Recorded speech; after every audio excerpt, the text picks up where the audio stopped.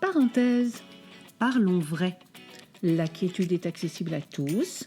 Offrez-vous 10 minutes de parenthèse. Une parenthèse hebdomadaire. Une parenthèse pour découvrir et changer de regard. Une parenthèse rien qu'à vous. Une parenthèse juste pour être vous. Bonjour Aurélie. Bonjour Solange, tu vas bien? Je vais bien. Bon, parfait. Écoute, tu as une jolie tenue. Voilà, franchement, je trouve que ça te va bien. Et tu vois, regarde, j'ai mis du bleu pour être Voilà. accordé à tes yeux. Et ben voilà, c'est parfait. Et ça te va très bien aussi. C'est gentil. C'est gentil. Bon, alors ouvrons la parenthèse. Nous ouvrons la parenthèse. Parlons vrai. Ne soyons pas Perchés. perchés. Aujourd'hui, je te propose que nous parlions du triangle dramatique. Eh oui, le triangle dramatique.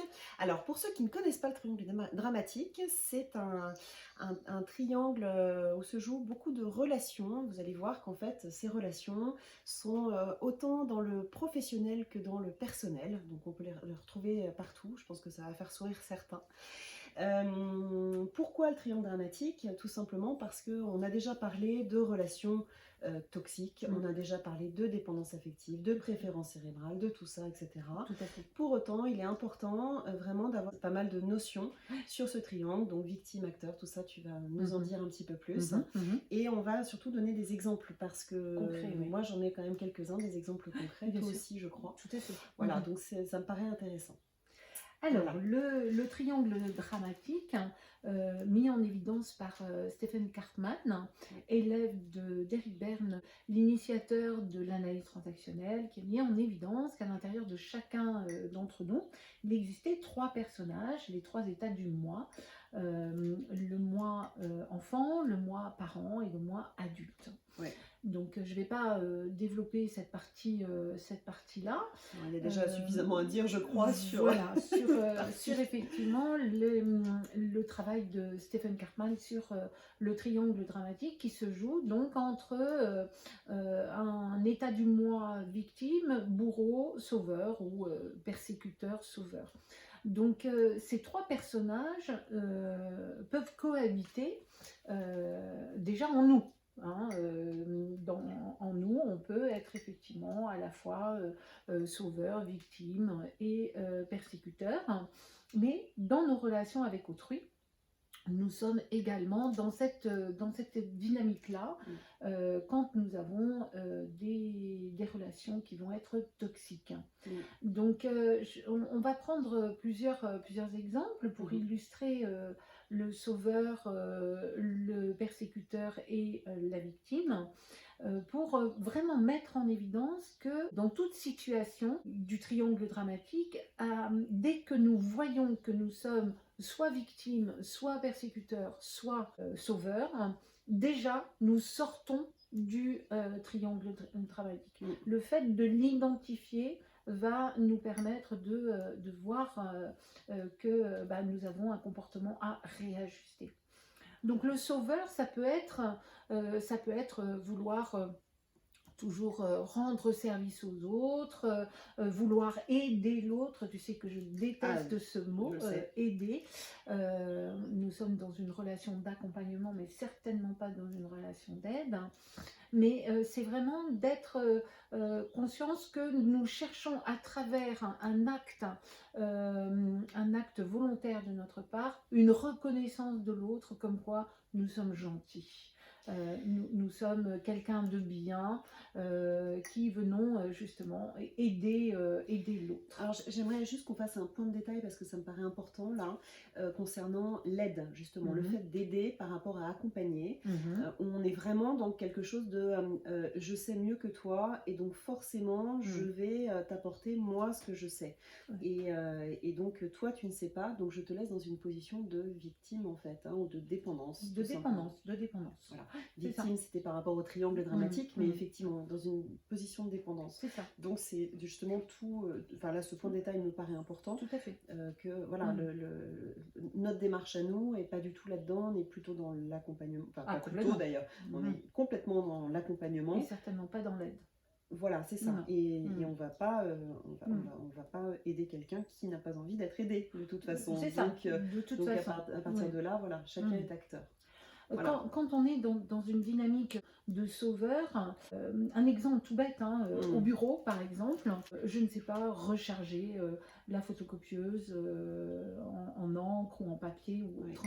Et toi tu sais, je vais venir te voir en te demandant justement pouvoir changer les cartouches d'encre ou de réalimenter en rame en papier ou quelque chose comme ça.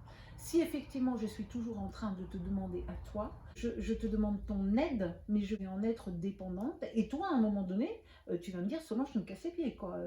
T'as qu'à changer, Encore, t'es poli.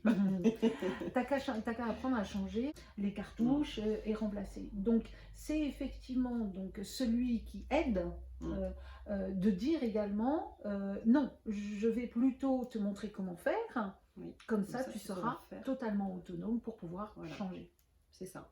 Donc ça, on est dans le sauveur. Quand on est dans le sauveur, il y a 3 questions à se poser. La première, c'est est-ce que la personne en face, elle veut se sortir de son problème, c'est-à-dire là en l'occurrence de savoir effectivement changer les cartouches d'encre ou pas. Oui. Ou je préfère te refiler le bébé à chaque fois, comme ça moi je me dédouane de ce que j'ai à faire et je me décharge complètement sur toi.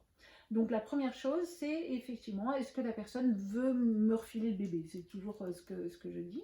La deuxième question à se poser, c'est est-ce que j'ai les compétences pour? Donc là, en l'occurrence, oui, il n'y a pas de souci.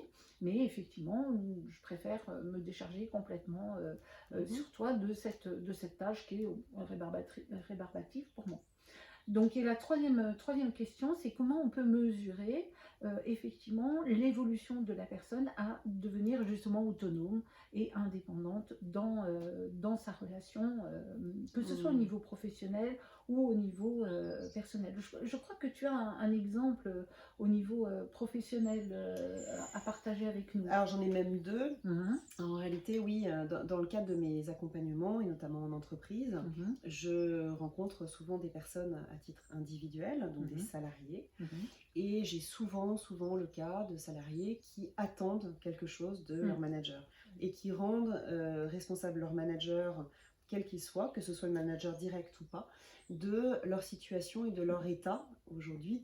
Voilà. Alors après, ça peut être une réalité qu'on a changé de manager et que depuis, les relations se sont dégradées, que le travail est fait différemment, etc. Pour autant, c'est à la personne aussi de s'adapter. Enfin, voilà, moi, tout mon travail est là d'aller lui dire, on va peut-être rebraquer le projecteur sur vous déjà, parce que effectivement, on est bien d'accord. C'est ce que je mets en avant à force. C'est pas une fois non plus, mais effectivement, de leur faire comprendre que la personne qu'on peut changer, c'est soi en fait. C'est pas la personne en face. C'est qu'on peut avoir une autre perception des choses. Et donc après, il y a tout un travail, etc. Mais du coup, ça me fait penser effectivement à un deuxième exemple, qui est un exemple complètement personnel pour le coup.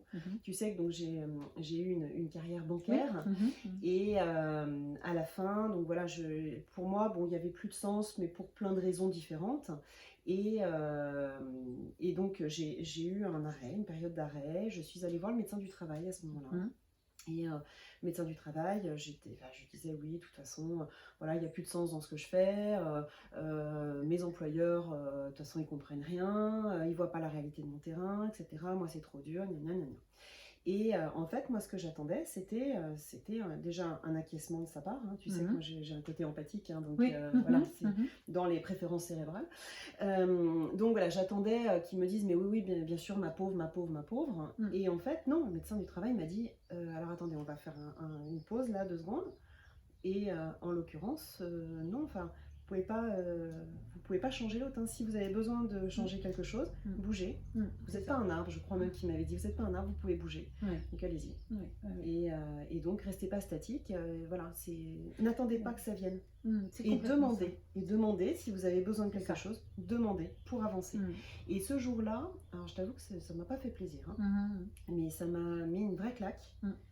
Et je me suis dit, peut-être que c'est ça qu'il faut que je fasse. Alors, ça a mis du temps, ça a mis du temps, mais il n'empêche que, voilà, Aujourd'hui, j'en suis convaincue. Complètement. Quand on Voilà. est dans une pardon, dans une énergie où je me sens victime, c'est de ma responsabilité Oui.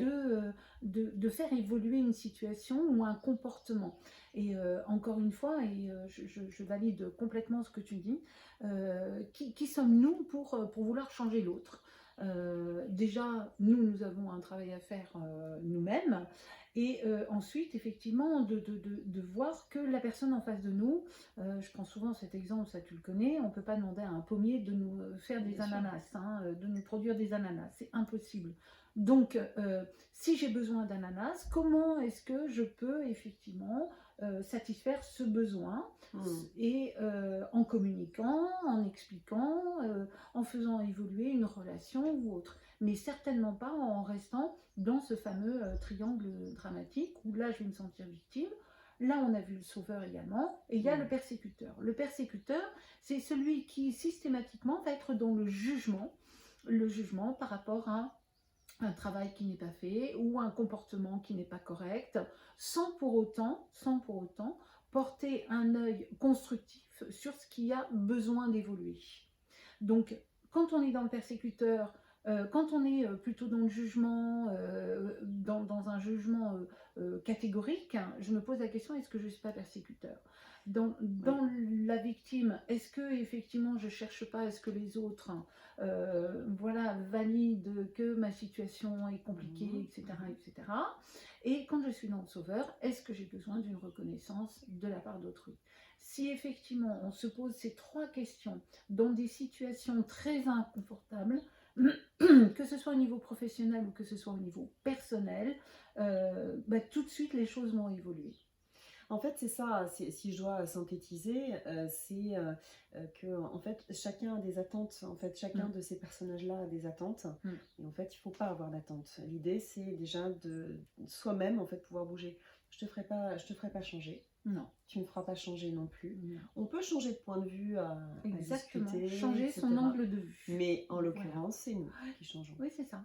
C'est ça. C'est exactement ça. Changer son regard. C'est extrêmement important. Ok. Très bien. Eh bien, écoute, je pense qu'il est temps pour nous de refermer cette parenthèse. Oui, tout à fait. Et de se dire à la semaine prochaine. À la semaine Merci prochaine. à toi. Merci à toi. Merci à vous et à bientôt. Merci à vous. Au revoir.